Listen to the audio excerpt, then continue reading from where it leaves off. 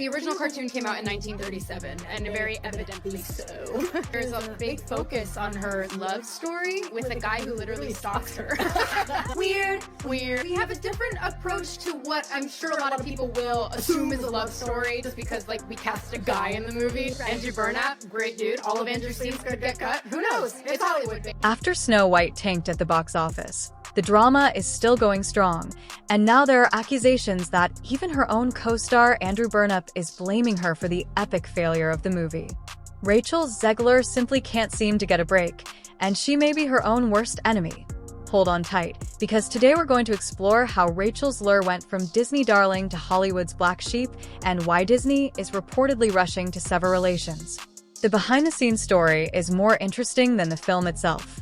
I think this girl does not deserve a feature-length film. You want to trash that legacy? That company that now Disney has screwed up the last 5 years trying to please a small percentage of minorities in America? Yeah, we're sick of it. So the more you do this, Disney, Iger, Zegler, whatever her name is, yes, this is exactly the backlash you're going to get from parents who have kids who are your customers. You're supposed to win parents over. You're talking to kids, the parents pay for the tickets. You have to be a dummy as a marketer. If I'm Bob Iger, you know what we're doing? Emergency meeting. We're putting Snow White on hold for 2 years, and guess what? Pay her a couple $1,000,000, go away. We're going to bring another person to play this role because you just screwed this thing. Now, following a startling first week for Rachel's lure and her box office failure, many people predicted that attendance would gradually start to increase as more and more people choose to see the beloved classic, but you were all mistaken.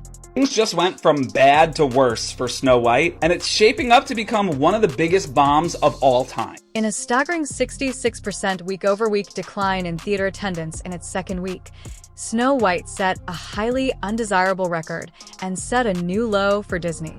The Snow White remake is now one of the lowest rated films in IMDb history. This is such a poor reception for a Disney princess movie, and I'll be surprised if it even has a 1-star tomorrow because the bad reviews keep pouring in by the second. This drop-off is even worse than that of Dumbo in 2019, officially making Rachel Zegler's Snow White the worst week 2 drop of any Disney live-action remake ever now. While this disaster was going on, Rachel Zegler, in a desperate attempt to save her career and try to get people to come out and see the movie, made herself the laughingstock of Hollywood as Snow White numbers dwindled in theaters. Rachel decided to go and watch her movie in cinema with her friends, however, too. Her surprise when she turned up, nobody was there. This was all documented on Rachel's friend's Instagram account, where she filmed herself shouting Rachel's name as it appeared on screen in a near-empty theater. Now, this all started a trend of people filming themselves seeing Snow White in theaters, and in almost every video, the cinema is almost always empty. And with this trend picking up, it's rumored that Disney excess aren't too happy with Rachel's lure, and unconfirmed reports are even coming out that she has already been dumped by Disney. Apparently, Rachel Zegler is suing Disney Studios for wrongful termination and also discrimination. I literally don't understand what's going on. Rachel just needs to sit down. Like this says, rumor has it, Rachel Zegler might be suing Disney and others for canceling some of her Snow White press tour due to all the controversies. Bro, before the movie even came out, she was talking about how she wants to bring up the woman in this movie and how there's not going to be a prince. And so I understand, like, Disney saying, like, you did so much in this press tour that did not help us in any way and actually negatively affected our movie. So, I mean, honestly, it does kind of make sense. Now, this movie was supposed to be a big deal for a lot of people, one of them being Rachel's fellow cast member Andrew Burnap. Now, before all the drama of this movie began, many people were anticipating that Andrew would come out a star when this movie dropped. Even he himself thought so. While speaking with People magazine, I remember I auditioned for it. I put something on tape and sent it off. Andrew said, you train yourself to audition and then forget about it as quickly as possible. And then weeks later, I got an email saying they'd like to see you again. I said, you've got to be kidding. And then this next time they said, you're going to go in for a chemistry read with Rachel Zegler. And then the minute I got the phone call that I got the job, I remember I was outside and I sat down on the ground and thought, wow, my life is really going to change from here.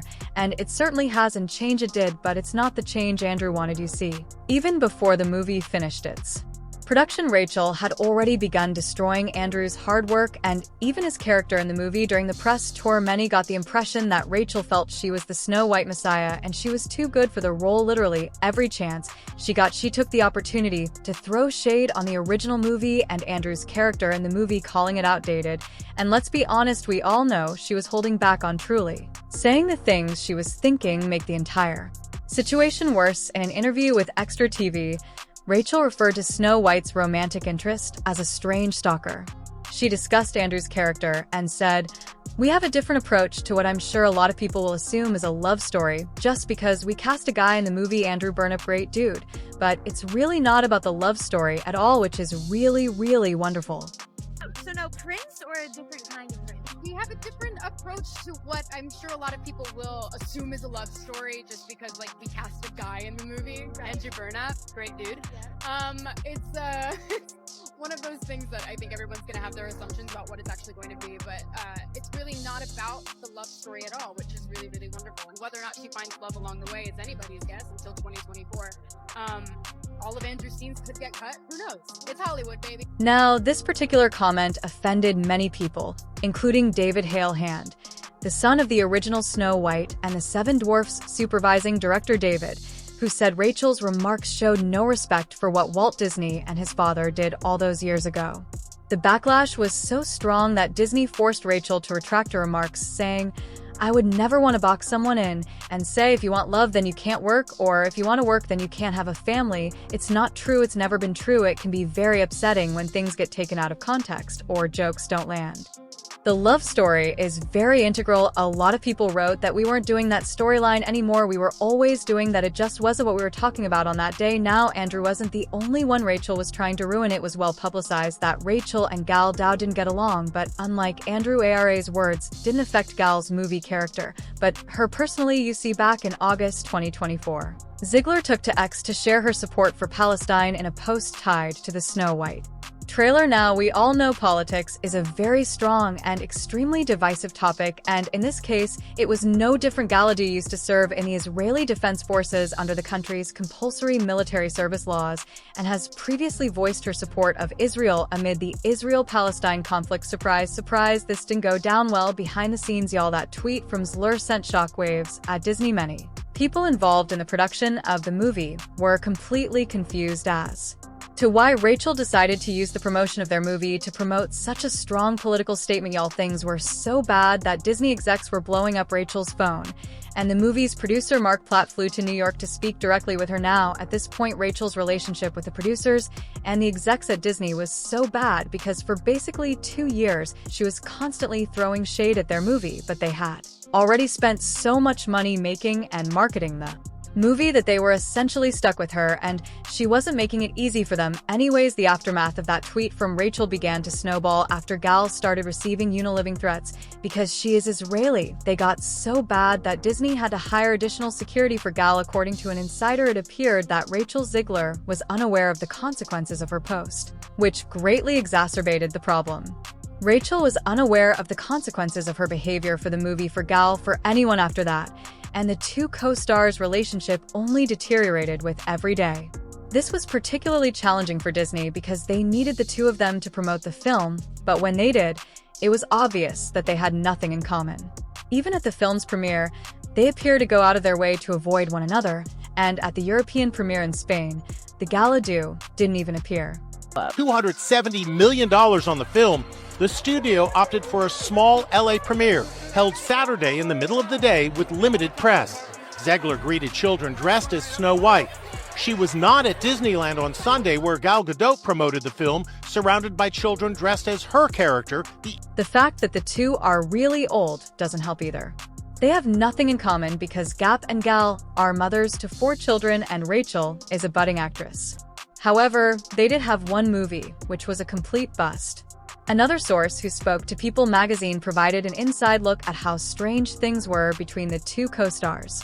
She was fine with Rachel, but they're not friends. They just work together on a project, and that's all. Another source claims that when it comes to such remarks, the Gal doesn't agree with Zegler and that she doesn't understand that you don't criticize and cause drama for a project you signed on to do. They weren't wrong, though, because Rachel continued to make life more difficult for Disney employees, and in the midst of all the drama with Rachel, she also started to beef with Trump and his supporters. CES went on a full-fledged tirade, accusing Trump's followers of a deep-seated illness and dragging them for adhering to a false sense of security, masculinity, intelligence, patriotism, and humanity. Rachel went all the way off on Instagram in one post, writing that made Trump supporters, Trump voters, and Trump himself never know peace. To top it all off, she ended with a bold F.